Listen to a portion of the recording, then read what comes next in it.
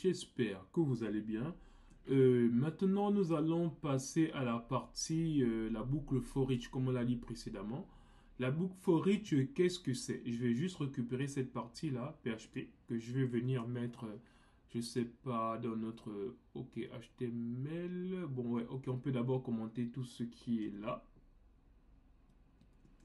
OK, une fois qu'on a commenté, on va essayer de mettre ça au clair. Donc, on avait une boucle, on va dire PHP, donc ça, on n'en a pas besoin. Ça aussi. Après, on peut enlever aussi ça. Voilà, ok. Donc là, maintenant, c'est bon. Et on va juste fermer avec les accolades comme ça. Très bien. Donc, ça, c'est ce qu'on avait déjà eu précédemment. Donc, je vais d'abord essayer de bien gérer l'indentation pour que ce soit bien tout aligné. Ok. Et donc, on remonte plus haut. On efface la balise P là. Très bien. Ok. Là, tout est nickel. Donc, si je vais ici essayer de voir ce que nous donne index.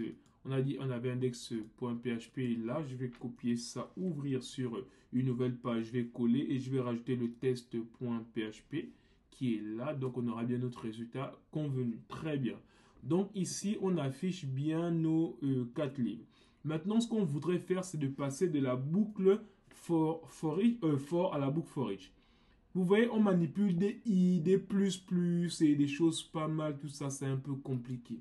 En fait, avec la boucle for each, c'est tellement plus simple, tellement plus simple. Regardez juste avec la boucle for each. Il suffit de faire le mot clé for each, donc il veut dire en anglais pour chaque. Donc pour chaque élément, parce que quand on fait une boucle, on ne fait pas de boucle for dans les projets. On fait des boucles for each. Et donc, ou bien for off, ça peut arriver, mais bon, mais sinon, c'est les boucles for each de façon majoritaire. On va faire ici, on met juste le dollar livre. Donc, on va dire, on va dire la boucle for each prend quoi en paramètre? Elle prend déjà le tableau qui contient tous les livres.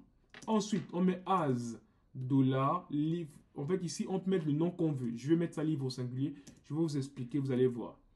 Donc ici, qu'est-ce qu'on fait? On fait juste le echo, ce qui est là. On fait juste ça. Mais avec echo comme ça et on met juste echo là, on met dollar livre au singulier.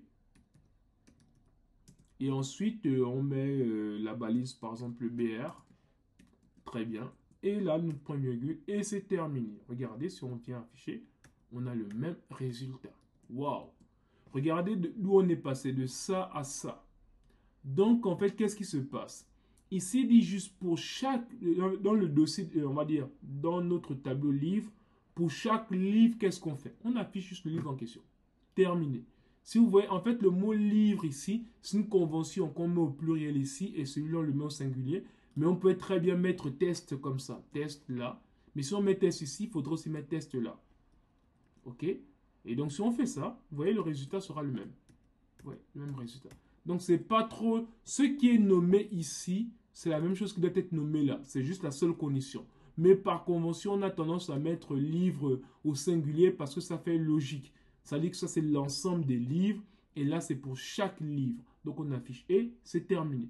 Donc, voilà rapidement ce qu'on peut dire au niveau de, on va dire, de la boucle for each. Après, si vous voulez, on peut le mettre ici simplement là. C'est juste, au lieu de faire ce qu'on a fait là, on prend juste le for each comme ça.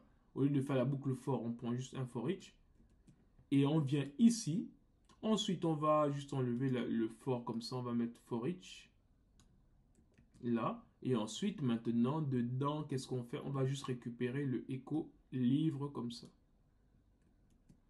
On revient de notre index.html, donc on va juste enlever le echo là, on va remplacer par le nôtre.